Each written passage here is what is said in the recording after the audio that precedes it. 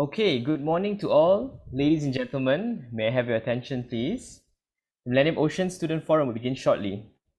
I'd like to share some housekeeping rules to ensure the smooth sailing of the event. Firstly, I humbly request that all the participants to mute your mics. This is to ensure that there is no interference to the audio when the speakers are presenting. We also encourage you to turn on your cameras so that our speakers can see a couple of friendly faces. Should you have any questions, feel free to ask at the end of the session to the respective panelists. We also encourage you to take photos and videos throughout the webinar, and don't forget to tag us at Aquatica and at EcologyUM on social media too.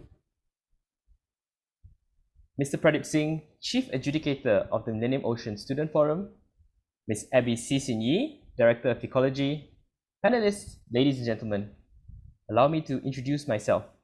My name is Kwek Yuan, a member of Aquatica and Ecology, and I will be your MC for today. Aquatica is a student-led initiative aimed at disseminating information and stimulating discussions on international and domestic laws related to the marine environment. As the runner-up of the 7th Millennium Oceans Prize, Aquatica is supported by the Millennium Campus Network and powered by EcologyUM. EcologyUM, on the other hand, is a student-based platform that voices out on environmental issues and from the aspect of legal frameworks. Ecology was established in 2019 with the goal to encourage youth to exchange their opinions and views on environmental issues, especially from a legal perspective. We aspire to serve as a platform to channel and amplify collective voices on the environment. And so on behalf of Aquatica and Ecology, I'd like to extend a warm welcome to everyone to the Millennium Oceans Student Forum. To begin, let us listen to the opening speech by Ms. Abby Yi, Director of EcologyUM. Mr. Pradeep Singh, Chief Adjudicator of the Millennium Oceans Student Forum, invited guests, dear colleagues, ladies and gentlemen. I would first like to wish you a warm welcome to the Millennium Oceans Student Forum held on the Zoom platform today. My name is Abby and I am the Director of Ecology, a special interest group established under the Faculty of Law, University of Malaya. Ecology organizes activities revolving around environmental law and policy to provide a platform for students to raise their concerns, as well as to provide solutions to environmental issues. I am pleased to speak to you today in celebration of two things. First, it is to celebrate the winners of the Millennium Oceans Student Forum. The forum sought to gather and publish evidence of the implementation of agreements related to the marine environment. Secondly, we also celebrate the last event of the Aquatica program, a student-led initiative aimed at disseminating information and stimulating discussions on international and domestic laws related to the marine environment. In the past 2 months, we have successfully organized 3 major events: the Millennium Oceans Discourse, the Malaysian Marine Environment Policy and Law Review Competition, and today, the Millennium Oceans Student Forum, engaging more than 1,000 people from Malaysia and beyond. Representing the committee members of Aquatica, I would like to thank you from the bottom of our hearts for your continuous support. Ladies and gentlemen, allow me to get to my remarks. While we call our planet Earth, it should be more accurately addressed as ocean, as more than 70% of the planet is covered by it. The marine realm is an important resource that is often taken for granted. We use it for transport, source of food, oxygen, and a carbon sink. However, it is undeniable that the marine environment is threatened today more than ever before. This is mainly caused by anthropogenic threats ranging from land reclamation, unsustainable fishing, and to the topic that will be addressed today, that is international marine environment law. But ladies and gentlemen, all is not lost. I strongly believe that progressive international legal frameworks have a role to play in combating threats to the marine environment. It is important that international laws remain relevant, progressive, and are precautionary in nature. Hence, the Millennium Oceans Student Forum has come at the right time. both as an introduction to key international laws related to the marine environment and how they are introduced into local jurisdictions. We will now hear from winners Feng and Shuya Yang, who will present on the recent legislative development on marine environment and biodiversity protection in China, and Mr. Lishanthan Kumar, who will present on the 1996 London Protocol, does it aid in solving ocean dumping? Congratulations to the winners and all the best for your presentations today. On a final note, please follow Ecology on all social media platforms. Recordings of previous events are on our YouTube channel as well. Thank you and have a great session ahead. Thank you, Abby, for that opening speech. Next up, I would like to call upon Mr. Pradeep Singh, Chief Adjudicator of the Millennium Oceans Student Forum. Mr. Pradeep Singh graduated with first-class honours in Bachelor of Laws from Universiti Malaya in 2009. He continued with a Master of Laws in Global Environment and Climate Change Law at the University of Edinburgh, as well as a Master of Laws at Harvard Law School. He is currently in pursuit of his doctoral degree at the University of Bremen in Germany. Pradeep is also a guest researcher at the Center for European Environment Law at the University of Bremen, while working as an independent legal consultant. Mr. Pradeep Singh, the floor is yours. Thank you very much, and also thank you to the organizers, to Quek, to Abby, Zuleika, Melvin, and everyone else. Very happy to be here. I would like to start off by thanking Ecology and Lex Aquatica for having me as the Chief Adjudicator for the Millennium Oceans Student Forum. I'm, of course, extremely pleased to be able to work with passionate law students from my alma mater, University of Malaya, to make this event a success. I'm proud to say that there were numerous submissions for the forum from all over the world, but two of them stood out the most. And in this respect, I must congratulate Feng and Shuya Yang on their paper, The Recent Legislative Development on Marine Environment and Biodiversity Protection in China, as well as Lishanthan Kumar on his paper, The 1996 London Protocol, Does It Aid in Solving Ocean Dumping? I enjoyed reading both your papers, and I have the following comments. Both papers have a very solid thesis, they're well structured, and the arguments are very convincingly set out. With respect to the paper on marine environment and biodiversity protection in China, this paper very nicely explains the current state of the art in China and makes some convincing arguments on the existing shortcomings, as well as providing some very concrete suggestions on how these shortcomings can be overcome. The authors have done a really good job in presenting the concerns that arise with this legislation in China and identifies a clear way forward, a very constructive paper. With respect to the second paper on ocean dumping, the author has undertaken a commendable analysis on the theme of ocean dumping and the problems with the London Protocol. The paper neatly demonstrates the urgent need for us to revisit this theme in order to ensure a healthy and productive ocean for present and future generations. With the Sustainable Development Goals, particularly SDG 14, as well as the UN Ocean Decade already in place, this decade is an important year for the ocean.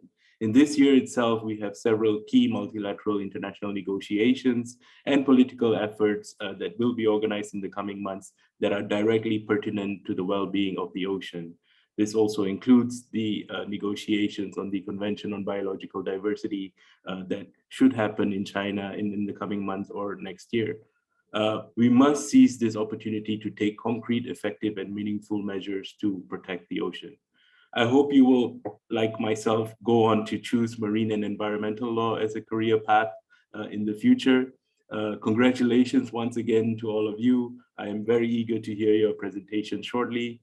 However, I will have to leave early today because I will be traveling and may miss some of the discussions. Nevertheless, I look forward to staying in touch and further engagement with all of you. Take care and stay safe. Thank you very much. Thank you so much, Mr. Pradeep Singh, for the comments and also the opening remarks. That actually marks the end of our opening ceremony today. That being said, I would like to pass the floor now to our moderator from Ecology and Lex Aquatica, Ms. Zuleika Zamaluddin. Ika, the floor is yours. Thank you, Mr. Kwat Yuan. Ladies and gentlemen, the Millennium Oceans Student Forum will now commence. I am Zulaika, your moderator for today. So before I kickstart this session, could you please confirm with me whether you can listen to my voice clearly? All right, that's so cool. So before we start, as mentioned by Abby just now, the marine environment is threatened today more than ever before. In light of this, international law has provided an avenue for countries to come together to solve challenging issues that are within and also beyond their respective jurisdictions. So legal scholars have also accepted that these conventions are one of the most important sources of the international law due to its form, which is codified, and relative speed to which it can be drafted and agreed upon. Among such important conventions related to the marine environment include the United Nations Convention on the Law of the Sea, also known as UNCLOS, Convention on Biological Diversity, CBD, and Convention on International Trade in Endangered Species of Wild Flora and Fauna, CITES. But have provisions within these conventions been successfully translated to domestic law? That is a very big question. More importantly, have the important provisions, one that were heavily negotiated and agreed upon, implemented to protect the marine environment? With these questions, the Millennium Oceans Student Forum seeks to gather and publish evidence of convention implementation related to the marine environment. Now that I have given a background to our proceedings today, allow me to share the format for today.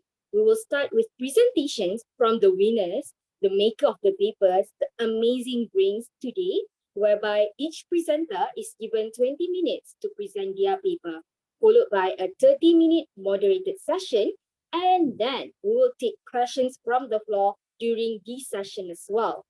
Before we kickstart this forum, I would like to first congratulate the winners, Feng, Shuya Yang, and also Lishanthan Kumar for their amazing papers. They have gone through a tough round of adjudication. So without further ado, let's welcome Feng, Shuya Yang, who will present on the recent legislative development on marine environment and biodiversity protection in China. The floor is yours.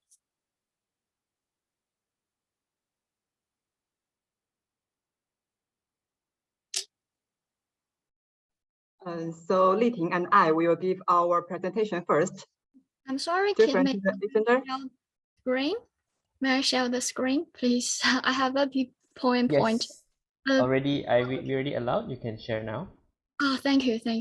Now, can you see the PowerPoint? Yes, it is clear on my end. Okay, thank you. All right. Okay. Thank you. Good morning, good afternoon, good evening, everyone. My name is Feng. I'm a master student from China University of Political Science and Law, majoring in environmental law. It's a great honor that our report has been accepted and awarded the first place at the Millennium Oceans Student Forum. Today, Shuya and I will present our report. Although we have to join you virtually from Beijing, within scope of the theme of this forum, we will focus on the transformation and adaptation of international marine law to the Chinese legal system. Our presentation is divided into two parts. First, I will introduce China's latest legislative development regarding marine protection, and Shuya will continue to provide you with an introduction on China's legal framework on marine biodiversity conservation.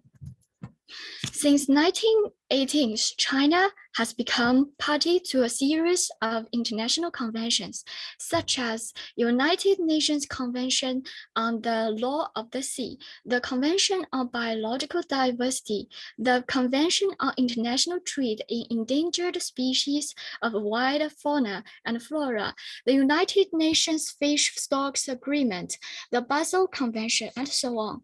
In accordance with these conventions, China has duty to establish and improve its legal regime of marine protection, more particularly under the guidance of Xi Jinping thoughts on eco-civilization.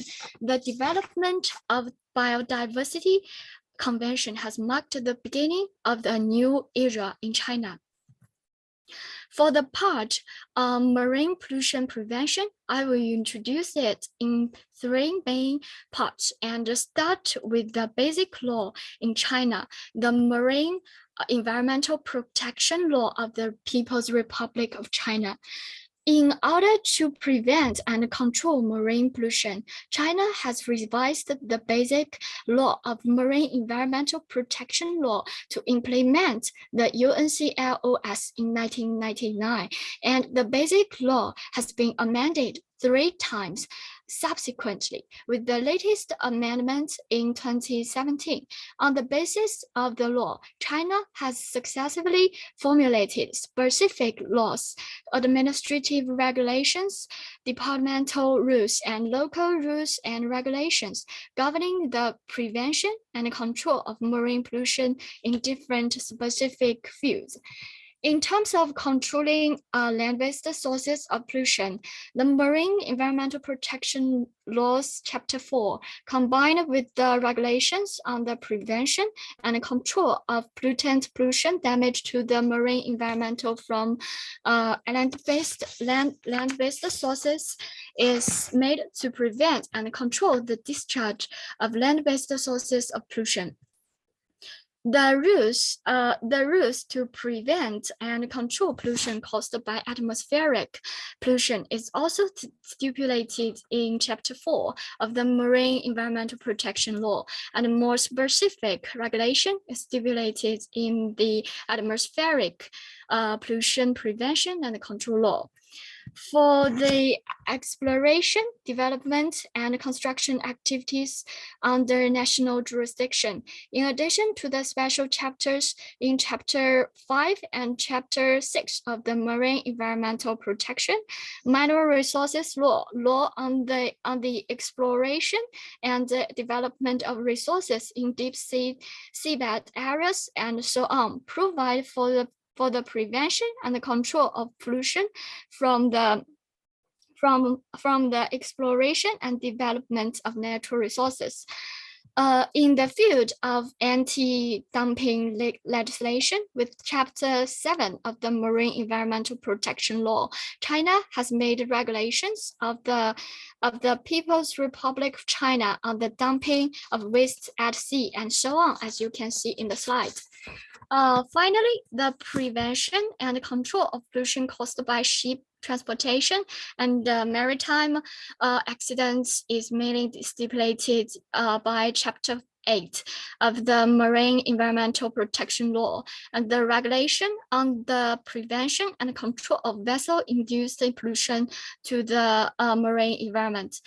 In response to the division between land and sea, China has begun to study how to promote the integration of land and sea since early 1990s. Finally, Haifeng Cheng, an expert in the marine field, first proposed the strategy of integrating land and sea, rejuvenating the country and strengthening the country in 2004. Subsequently, the guiding ideology of land-sea integration has been widely accepted and be written into the National 12th Five-Year Plan, which has become an important national policy since 2010. Under the impetus of this ideology and Xi Jinping thought on eco-civilization, as I mentioned earlier, the improvement of marine environmental legislation has achieved a new progress.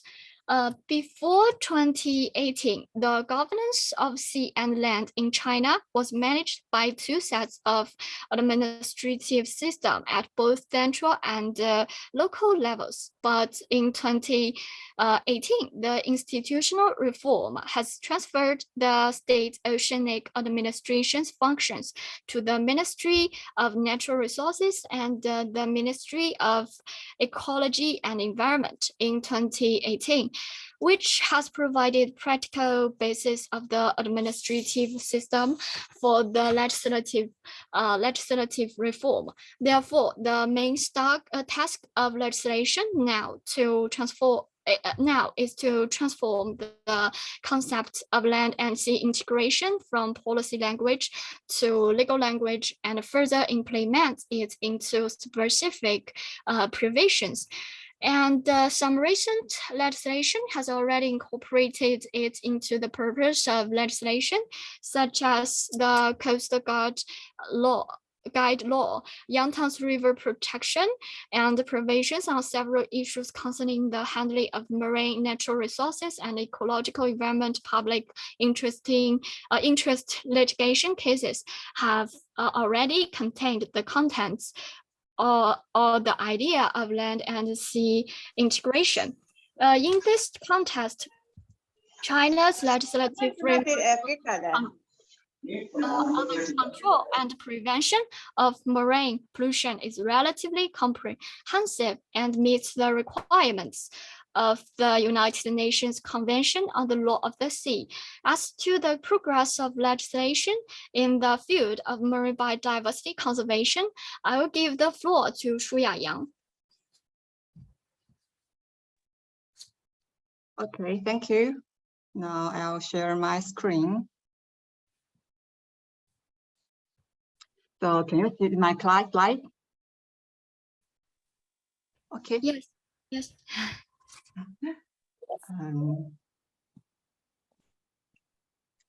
Okay, so now let's come to the marine biodiversity conservation.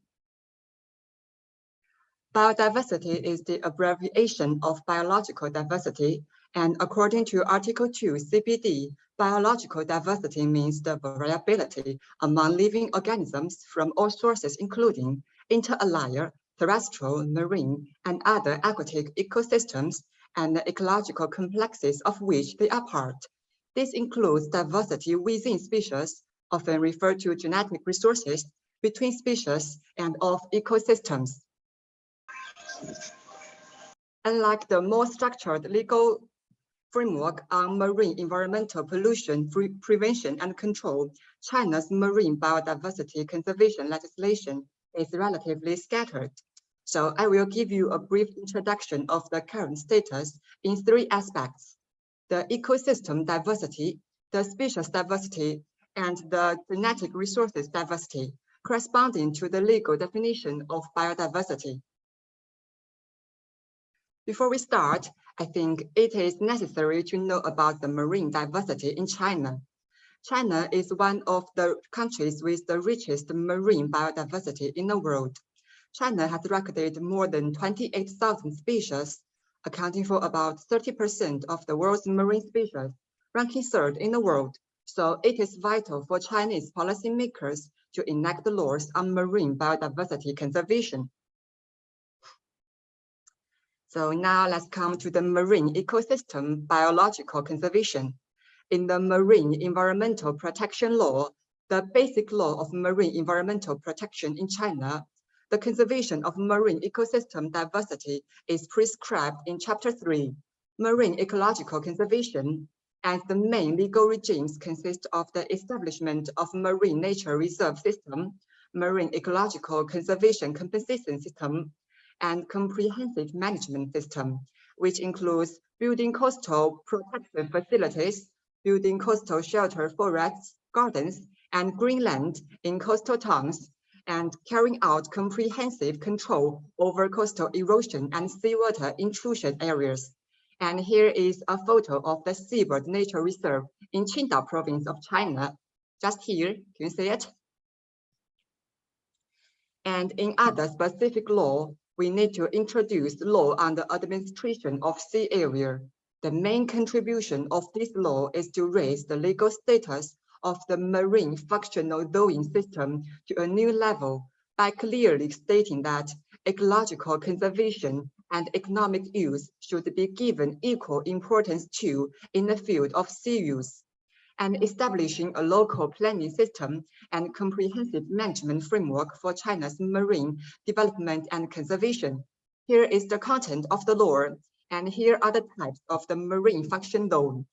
There are agricultural fishery area, port shipping area, industry and urban marine area, which is suitable for the development of coastal industry and coastal town construction, mineral and energy area, tourism, leisure and entertainment area, marine reserves, special use area, and the reservations. And now let's come to the marine species diversity.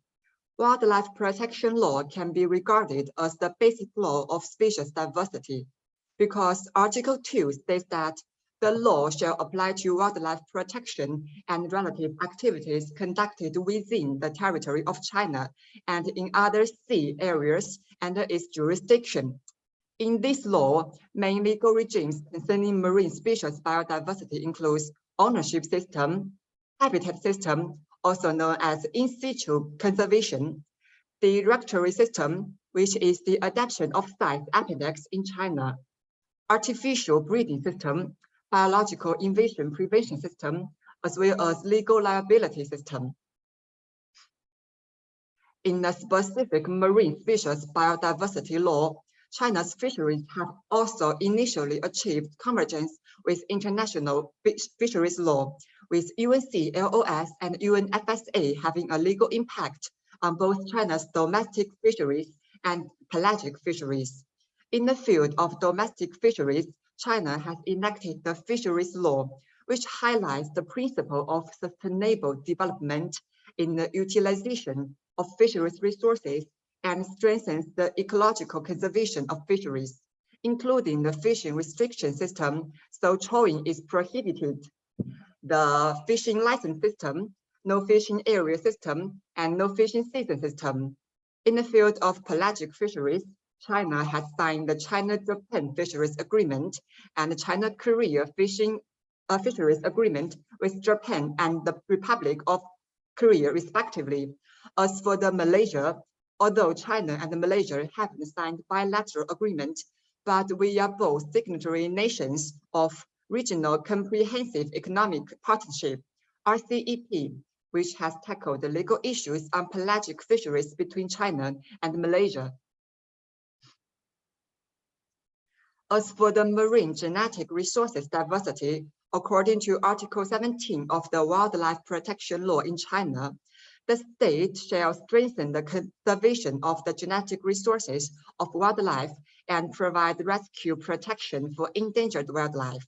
So the relevant department should formulate plans for the protection and utilization of the genetic resources of wildlife, establish a national gene bank for the genetic resources of wildlife, and give priority to the protection of the genetic resources of rare and endangered wildlife originating in China. And in Article 37 and Article 38, it states that when introducing wildlife species from abroad and when releasing wildlife, precaution measures should be taken to avoid biological invasion.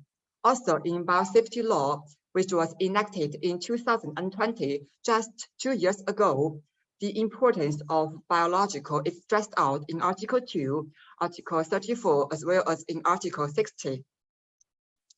To conclude, there is no doubt that China has put great importance on marine biodiversity conservation, and some progress has been made. For example, the mangrove area in China has increased in the past few years. China is also among the few countries in the world where the mangrove area has increased.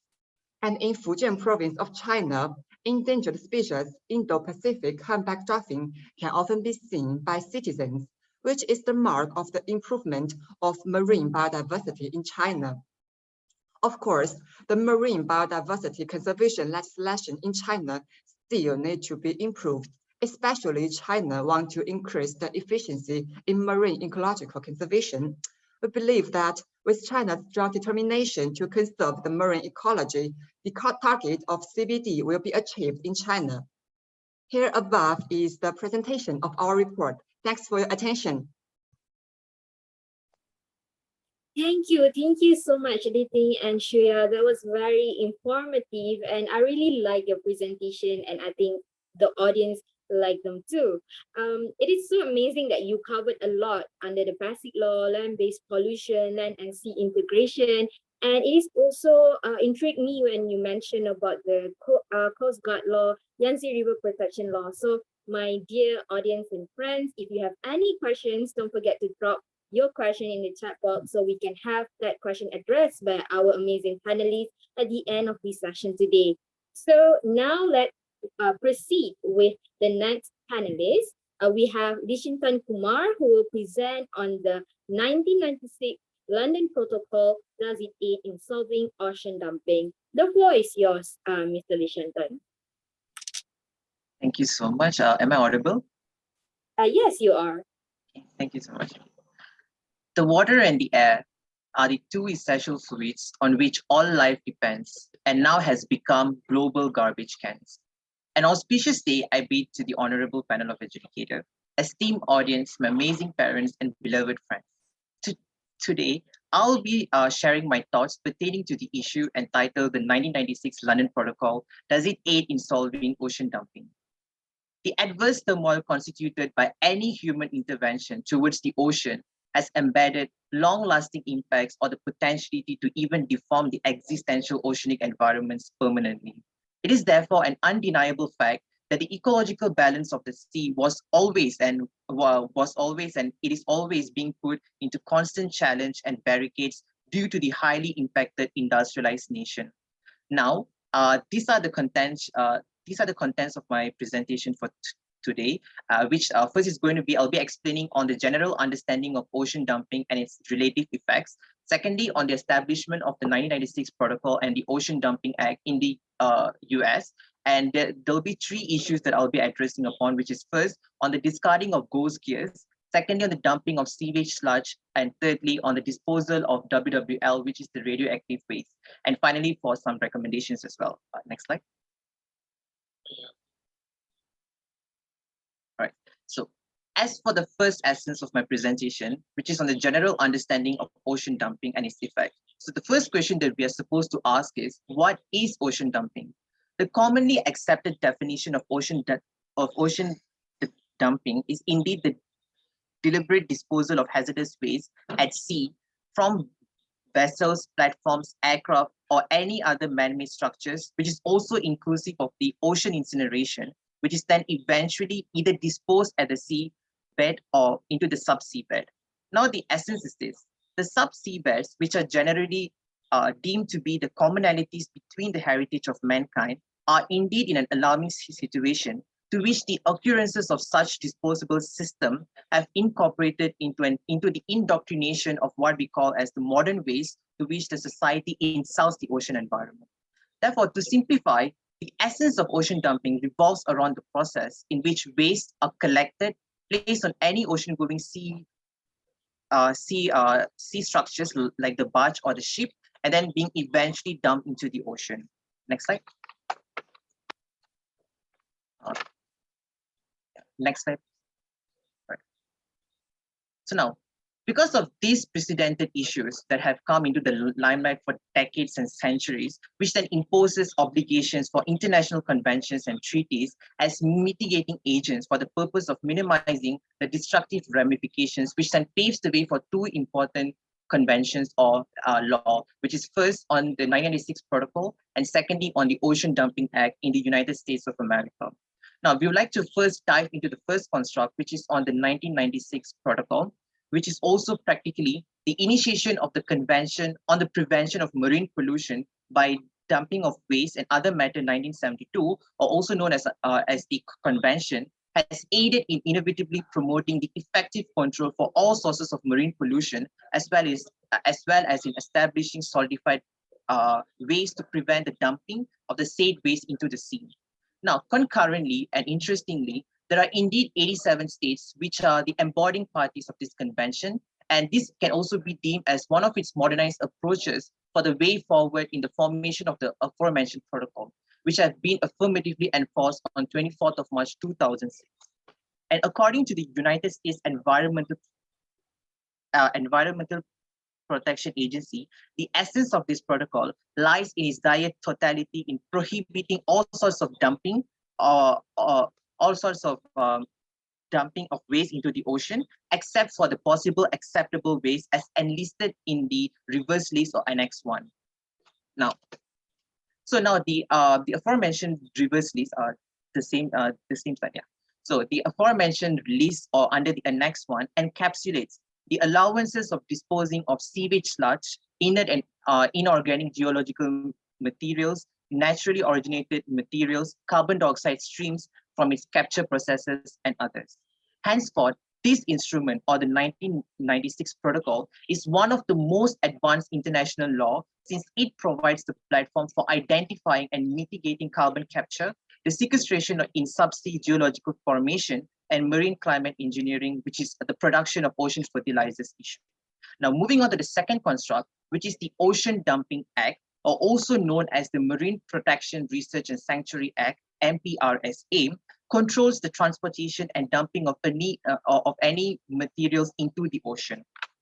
Now, the importance of MPRSA as a whole is that it encodes a drastic milestone in safeguarding the marine environment and has then become the forefront for preserving the coastal and ocean waters from the irreversibly catastrophic caused by the Unsustainable Ocean Dumping Act. And therefore, on the constructive side of this act is that the Ocean Dumping Act 1988 then further amended the MPRSA for the purpose of prohibiting of disposable municipal sewage, which is then in which that on this matter, the London Protocol is being silent on, as well as on the industrial waste. Now, the imminent statement or the hypothesis that we're able to derive from these conventions and law is that there should be a sustainability or an equilibrium sustainability to be achieved based on all of the issues being addressed. Next issue. So next slide. So now I will move on the analysis of the three issues. Next slide. So on the first issue on the calamity of discarding ghost gears, the abandoned, lost, or otherwise discarded fishing gears, ADLFG, is also known as ghost gears, poses the depreciating stagnant in the event of campaigning for sustainability. Surprisingly, fishing gears are estimated to account for more than 79,000 tons of plastics, which is being entrained in the Great Pacific Garbage Patch, according to Science Drive in the year 2008. Scientists have also shown that these gears make up at least 10% of the marine waste, which is then translated to qualitatively being around 500,000 to 1 million tons of fishing gear being abandoned in the ocean per year as per the World Wildlife Fund, WWF. Also, the next slide, please. So, based on this stipulated issue, is there a light within the darkness? Accordingly, analysis from a spherical perspective, one of the main causes of its occurrences is the intentional discarding of illegal fishers in order to hide their evidence of illegal, unregulated, unreported fishing activities, as they might be denied entry into ports, also known as IUU. And the purpose of this, in order for us to gauge through all of these issues, the purpose of combating this comes into the light via the formation of the Ghost Gear Initiative, GGGI, in the year 2015 with more than 100 entities or countries. Interestingly, leaders from more than 40 countries are in alignment with also more than 2 million empathetic individuals, which have called for a global agreement on maritime plastic pollution. Next slide. Now, I would like to move on the second issue that I would like to address, which is on the symmetrical approaches in prohibiting the disposal of sewage sludge. There are three words to describe this: apprehensive, frustrating, and disapproving. These are the three words that best describe the extent to which the detrimental effects posed by the dumping of sewage sludge into the ocean. For the purpose of definition, sewage sludge is indeed the is indeed a semi-solid material which is produced as a byproduct during the sewage treatment of either industrial or municipal wastewater as described by Safety for Sea in the year 2022. Also, sewage sludge comprises of about 10% of the waste disposed into the sea and is deemed to be one of the most infamous waste of such matter. Relatively, on the other hand, the heavy metals and pathogens concentrated within the sewage sludge have then become odious for the purpose of dumping at sea due to the destructive effects on the aquatic life and its ecosystem as a whole. Additionally, a global study conducted by the World Health Organization, WHO, has even emphasized that there are approximately that bathing in polluted sea causes about 250 million people to be infected with gastroenteritis and upper sickness each year. To illustrate further, many studies have also shown that this kind of sickness, such as the intestinal and infections among bathers, are spiking up as the consequences of the pollution posed abruptly by the discharge of sewage sludge into the ocean. On the other hand, the most predictable contributor of sewage sludge can also be deemed to be the cruise ship, since it was estimated that about 95,000 cubic meters of sewage from toilets and 5 million cubic meters of sewage from the sink, galleys, and showers are being released into the ocean every day, and this exacerbates the status quo. Next slide. Again, how are we going to solve this? What are the potential solutions that we have at hand? In the year 2016, the Korean Institute of Ocean Science and Technology submitted a report for the purpose of terminating ocean dumping of sewage sludge or phasing out the disposal of municipal sewage sludge, which have then gained positive attention due to its impacts to the ocean. And secondly, it is true for us now to optimize the time for ensuring that a progressive amendment under the Annex 1 of the reverse list of the aforementioned protocol is made by disapproving the allowance of such waste into the ocean. Next slide. Moving on to the third issue that I would like to address, which is the essence of interdicting low-level radioactive waste, or LLW.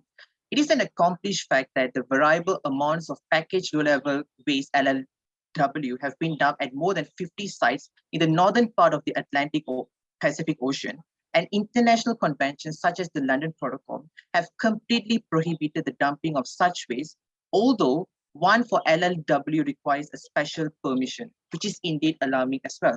Because the primary objective, to which becomes a trajectory, lies in the establishment of isolating these waste from human surrounding environment for a longer period of time in order to ensure that subsequent release of such waste does not insult or does not damage or does not include us to its radioactive waste, right?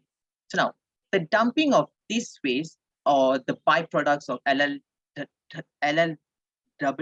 have even reported in the year 1946 as the first sea dumping operation of its kind, which then took place in the Northeast Pacific Ocean, which is like about 50 kilometers off coast of California. The last known of such activity was then reported in the year 1982, which is about 50 kilometers off the European continental shelf. And also, now we would like to dive into on how to overcome these issues. Next slide.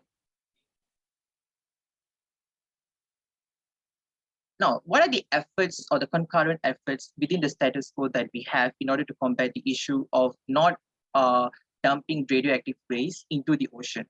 Firstly, the multilateral consultation and surveillance mechanism and the member countries of the nuclear energy of the Organization for Economic Cooperation and Development is indeed an exemplification of a governing body that tend to research and monitor the radioactive level at dumping sites.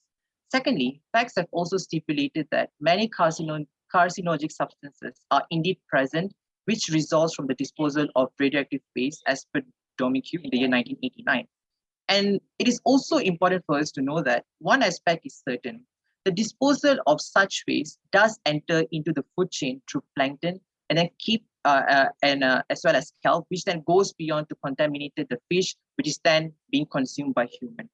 It is time for us now as a human being to remember the impeccable effects of dumping such materials into the sea, via the currently unfolding off the coast of East Japan, to which 1,000 tons of radioactive contaminated water from the damaged Fukushima nuclear plant are now pouring into the sea, which is very disappointing and alarming as well. Now, based on all of these three issues, there is one objective which is very clear-cut, which is the life of the abundance solely lies within the control of the nature and not with or not via the undefeatable human intervention. Next slide. So, what are the recommendations or what are the ways for us to overcome all of these issues?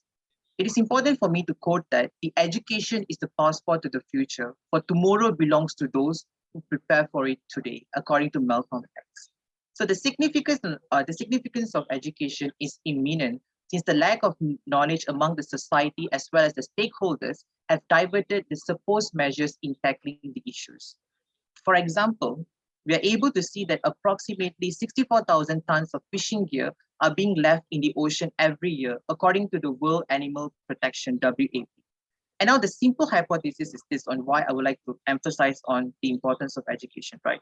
Because without the knowledge, we will not be able to delve into the corresponding issues.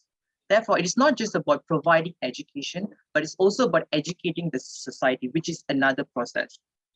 And this process can be established via the educational institution, while for the stakeholders, it should be mandatory for them to venture into the dynamics of fisheries courses in order to be granted with a license. And license in this context will ensure a guaranteed reliability of their fishing ethics in a way to overcome the issues of disposing ghost gears.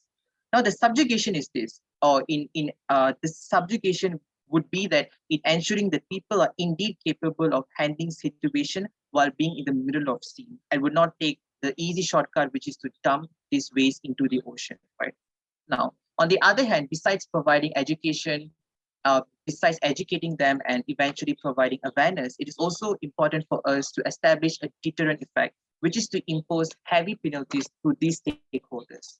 It is therefore important for international bodies to impose heavy punishment, especially in terms of monetary liability, because it will curb the issues related to gigantic fishing industries on every layer.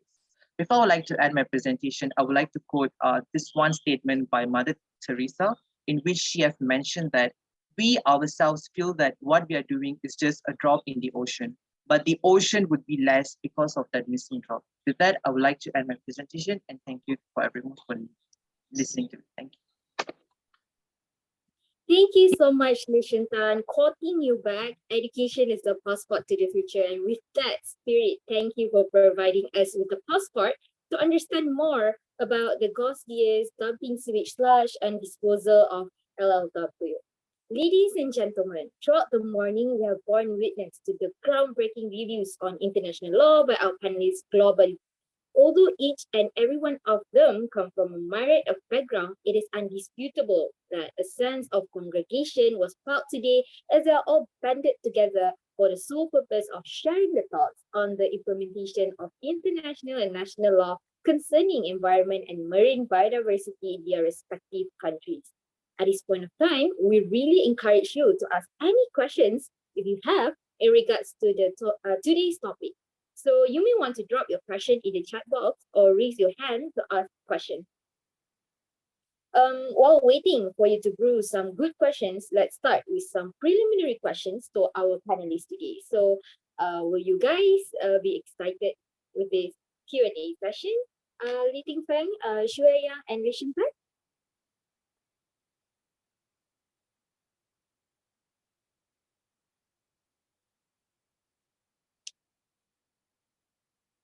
Hello, am I audible? Yes, I'm actually excited.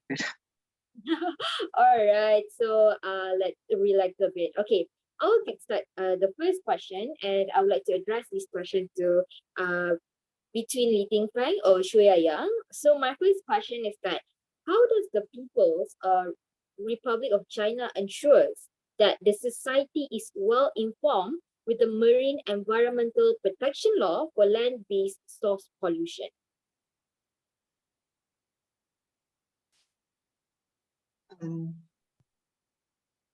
Maybe your question is how the marine biodiversity legislation in China can be so successful. Can you elaborate more on your question? All right, that's cool. I can elaborate more. So, firstly, how is your government make sure that the society is well informed about this marine environmental protection law for land-based source pollution? Just now you highlighted about land-based source pollution, right? And you also mentioned about the marine environmental protection law. So we want to know the connection or the effort made by your government, how they connect with the society to make sure they understand this law. As I have mentioned earlier in my presentation, before 2018, there are two divided sets of administrative bodies in China. So in that situation, when the government protected or prevented or controlled the pollution, the different type of government would have different standardization group or ways. So when the give an example, for example, if the pollution water is meet the standard in land, but it would not meet the standard in marine. So it's the real problem. So we want to change that, as I have mentioned before. We reform in 2018 from the central. The first step is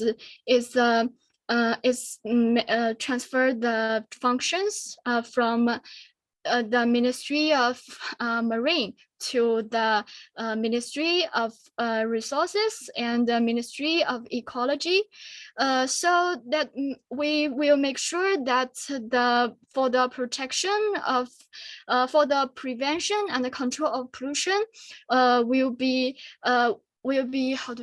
integrated from the top. And now we are still in the progress to push the progress spread all over the China, all over the country. So we are still implementing that. But now the first issue for legislation is to transform the policy, language, land and sea integration to law, to legal in language. So we have made some laws, try to make some laws and or some regulations or local trial to implement it.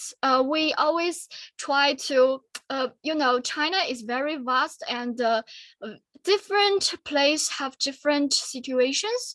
So we tend to try try in the local first, at the local level first, and if the effect is very good, and we will spread into all over the country. But we know that for the division between land and marine, we know it's a very big problem for us. So the top or the central first reform from the central government. That's all. And I would like to add that the Chinese government had attached great importance to education and publicity in the field of marine environmental protection.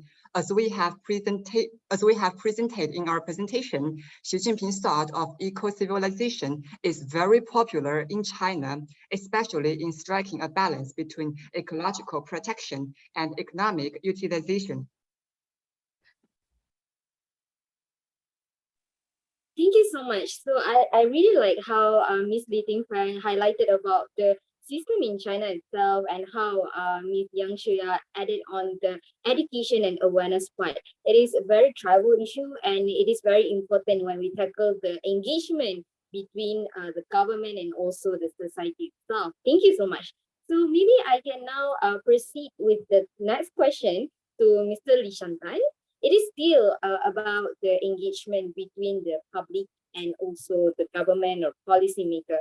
So my question to you is, do you think that issues on low-level reactive waste has received enough attention from the public and also the policymakers in Malaysia?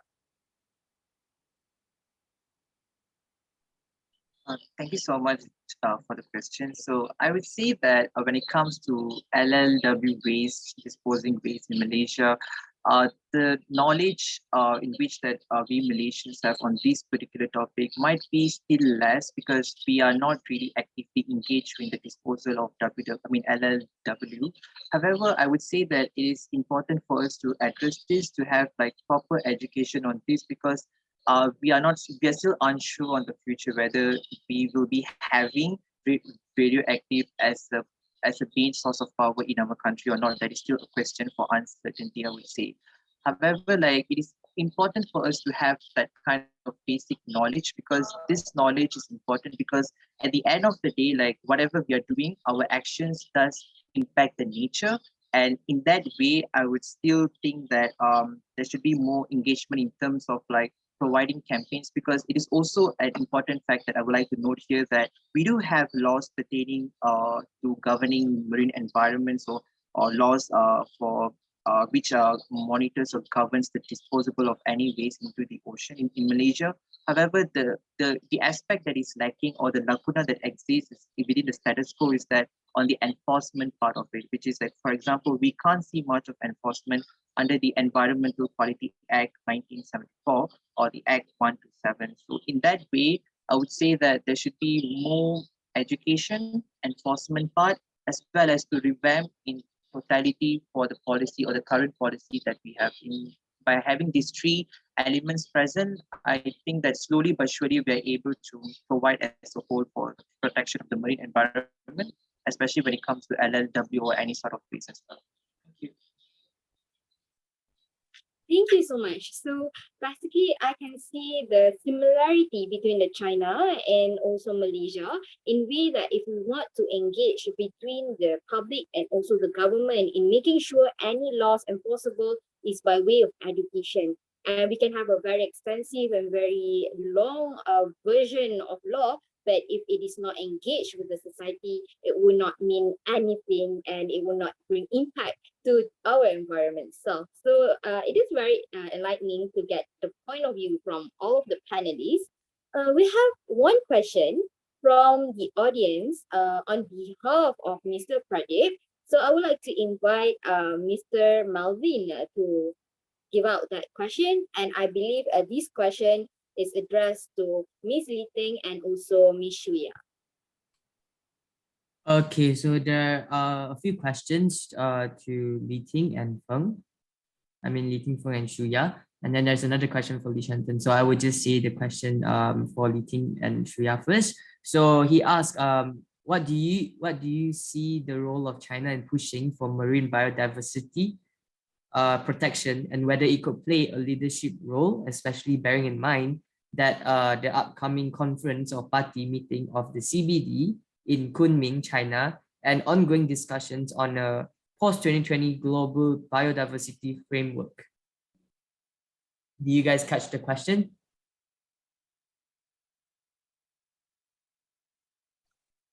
Can you repeat it again?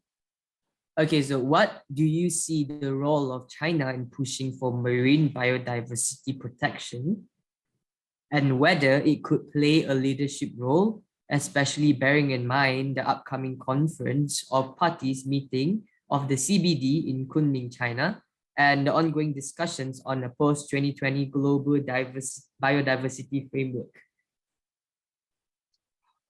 Okay, in my opinion, I think for China, it doesn't want to make a major role, but what China wants is to promote the cooperation among all the countries of the CBD. So I think if we want to conserve the marine biological diversity, it needs the cooperation of all the countries. Of course, China will try its best to help to achieve the goal. I hope I have answered your question.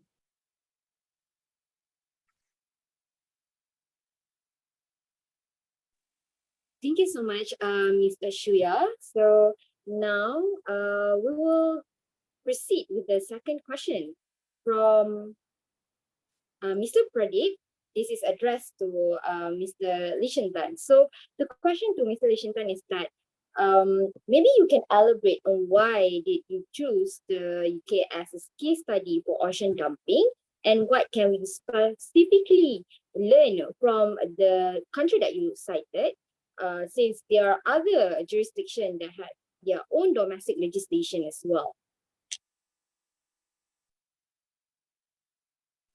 Thank you so much, Mr. Pradeep, for the question. It's a very interesting question, actually. So the essence of why I even choose ocean dumping is because that there was once, I think, I just passed by, I think, Port Klang, I guess. So yeah, it was Port Klang. So when I saw a lot of ships, a lot of barge over there, that's when it sparks in me that I'm able to see that, okay, so when there is more ship, there's going to be a lot of people disposing their waste, and they're going to take advantage of the abundance of the ocean, which is true because it literally like happened in front of my eyes, where I'm able to see that seafarers, they just dump whatever they can throughout, I mean, into the ocean. And specifically when it comes to the first element, which is on or the first issue, sorry, on ghost gears, that's there is like an extensive correlation between ocean dumping and ghost gears, because surprisingly, all of us thought that it is because of plastics, or like plastics are indeed one of the main contributor to which causes the aquatic animals to die, or they are getting in shock. But the truth is that microplastics just contribute only about 0.001% of the other, when we are comparing it with other ways. And when I did my research, that's when I got to know that ghost gears, or the fishing equipments which are eventually being dumped into the ocean unused, or the one that is being used, is the main contributor, which takes up about 10% of the marine waste as a whole. And also, I would like to address here that one of the other inspiration that I got is by watching a Netflix series called The Seaspiracy, where they provide an abundance of information and facts about ocean dumping as a whole. And secondly, on the reason why I choose to address on the issue of sewage sludge is because again, it comes back to the ship. When we are on ship, I was thinking about how do people even dispose of the sewage, and that's when I read the system in which that yes, they do dump the sewage directly into the ocean within around like 15 nautical miles from the shore. However, like even if they go through like certain processes, like for example, they go through the process of decontaminating the sewage, but I still find it to be very unconvincing, because who are we to even like feed the animals in the ocean, or to pollute the marine environment with our own waste, which is totally, I would say, it is very disgusting, I would say, to quote in my own words, because I always believe that humans' potential are very vast. Like we have the ability for us to think and come about with so much of new inventions, and in that way that I'm sure that we will be able to come out with a newer system by which does not involve directly dumping the sewage into the sea, right? And moving on to the third issue, which is on the LLW, even if like Malaysia is not too active in this part, but what makes me very interesting is the objective on why human beings, or we as humans, we even dump LLW into the ocean, which is basically to isolate ourselves from being infected, or from being contaminated with the so-called radioactive effects, right? But I do still feel that that is a very selfish act, because even if that we are being isolated from such an effect, but what about the animals, or what about the organisms in the ocean? Like how, I mean, it comes back to the understanding that how do we even have the heart to like kill, or to like irresponsibly kill or cause the death of innocent animals in the ocean, right? So because of our human intervention, this is where we are causing a chaos to the environment. We are causing problems for the animals to even swim through swim through the ocean with their friends. So that's why I came across with this few issues, and that's when I came aboard with the London Protocol. And one of the things that really inspires me about London Protocol as compared to other conventions, like we have MARPOL, right? So the thing is that this protocol does emphasize that does emphasize on the prohibition of the entirety of any sort of race into the sea. That is like a clear-cut objective of this protocol. However, when I go through go through the provisions of this protocol, that's when I came across, yes, we prohibit everything to be dumped into the ocean, but under Annex 1, there's like a few exception lists. And these exception lists are indeed very dire need. I mean, these exception lists are not even accepted. It should be exempted actually, because it poses so much of danger. So that's when I did my research and came aboard with all of these protocols and the issues that circulate within it. Thank you. Thank you so much, Mr. Lishanthan. So, is there anyone else want to ask question? You're encouraged to drop your question in the chat box, and also raise your hand if you have any.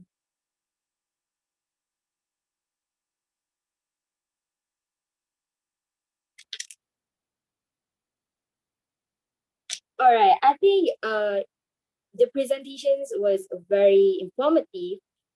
Both presentation by the first winner and also the runner-up. I really enjoyed today's session.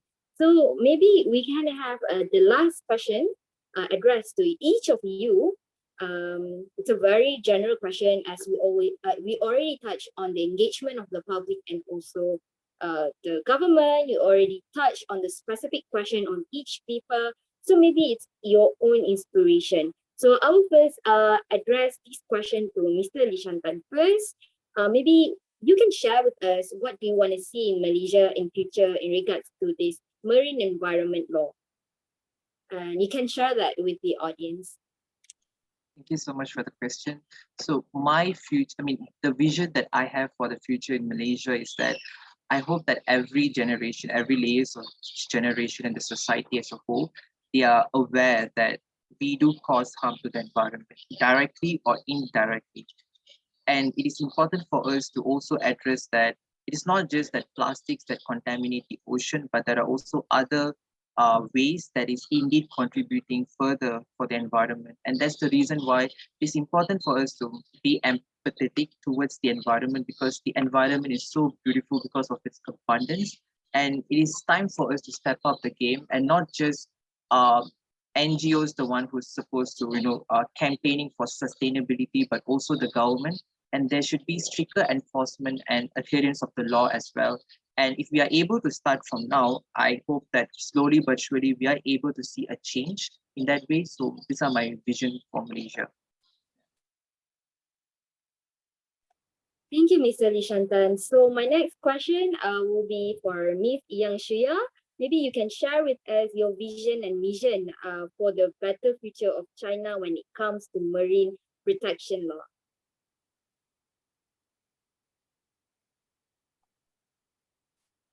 Okay, as I have mentioned in our presentation, the marine biodiversity conservation in China has made great progress, but I have to say that the legislation in China is in its infancy, so the marine biodiversity conservation legislation in China still needs to be improved in some areas. Especially China wants to increase the efficiency in marine ecological conservation. So in the near future, I think the efficiency of the legislation will get better and better. I hope I have answered your question. Yes, and I really do pray your vision to come true. Thank you so much. Last but not least, I would like to call upon Ms. Li Feng. Maybe you can share your vision about the future of marine protection law in China. I think in the future we'll under the duty of the conventions we have ratified it, and especially on the guiding ideology of Xi Jinping thoughts on eco-civilization. to pursue the harmony between human and the nature and human, and the ideology of land and sea to how do you say to construct our legislation from central to local, and from substantive laws to procedural law, and make the to how to say and to prevent and control the pollution, especially from the land-based pollution. That's my idea. Yes, thank you so much. I really appreciate that. Oh, we have last question, and it must be interesting. So I would like to call upon the last question from Mr. Kwek on. Hello everyone. I actually have a question for our two presenters from China today. In Malaysia, we actually have a struggle to similar to China, because we have many states, right? So we have a struggle to get the laws in individual states to be aligned with the federal law, because there's a federal law and then each state has jurisdiction over certain areas of marine biodiversity. Can you share with us the experience of China in terms of biodiversity? How does the central government get states to abide by the laws that are set at the federal federated level, so to speak, on environment? I have to say that the question. Anyone's voice? Okay. Okay, you first. Shuya. Okay. You first. Me? Yeah. Okay. I think it's the question, the problem is also the problem in China. I think maybe in all over the world, but in China, I think we also realize that the problem. So we how to say, I'm sorry, my English is a little poor, so sometimes maybe I'm not so I can't express very explicitly, but I will try. For us in our legislation, we try to make legislation about the whole natural ecosystem. For example, to prevent the pollution, atmospheric pollution. We know that it's a pollution to the sea. We know that it's not just from a province or some provinces. Maybe many area of places above many provinces. So in the atmospheric pollution pollution protection law, we have made the institution about the I don't know the English, area protection. I want to mean that we don't just made a pollution made a standardization for all over the country, but we allow the provinces to make their own standard, and at the same time, we know sometimes the different provinces maybe have may not cooperate with each other very well. So we also have an institution about the some provinces together. We made a standardization or cooperation laws for them to cooperate with them together, and we tested the quality of the whole area to supervise them. Maybe okay. Yeah. Okay. To summarize Li Ting's main idea, the conflict between the central legislation and the local legislation is not very obvious in China. The local government need to abide by the central legislation, although they have certain legislation power, but in general, the local government need to adjust local policies according to the central legislation to ensure the overall coordination of legislation. I hope I have answered your question. Oh yeah, perfect. I think yeah, answer my question. And on working together between provinces, I think that's something Malaysia can learn from China. Getting different provinces to come up with a similar standard and centralize at the federal level. Thank you so much. Back to you, Ika. Thank you to the panelists, and also thank you for asking the question, Pak Yuan. All right, so I think we have come to the end of this session of our forum today, but I believe that our session will not end unless we take photos. So I would like to encourage people to turn on your camera for photography session. So could you please turn on your camera to join us, taking 1 or 2 pictures together. So we will give a little bit of time for everyone to turn on their camera.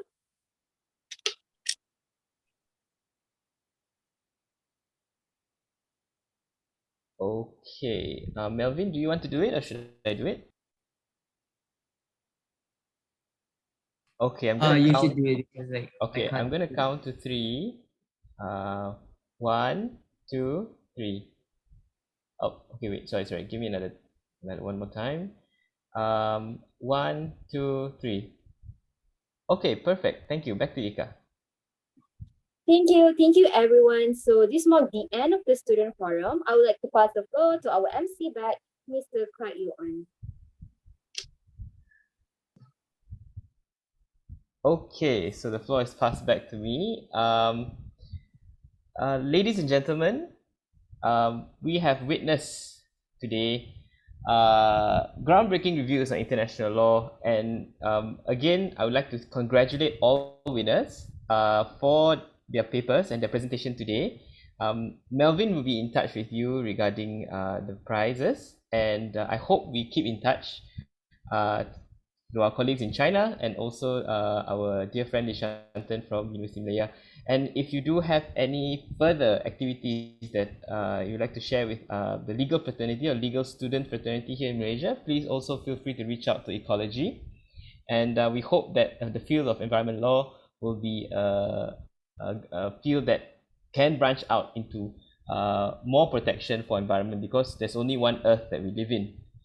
That being said, as the MC, I would like to call today's session to an end, and take care, stay safe, everybody. Bye-bye. Thank you so much, everyone. Thanks for inviting. Bye-bye. Thank you.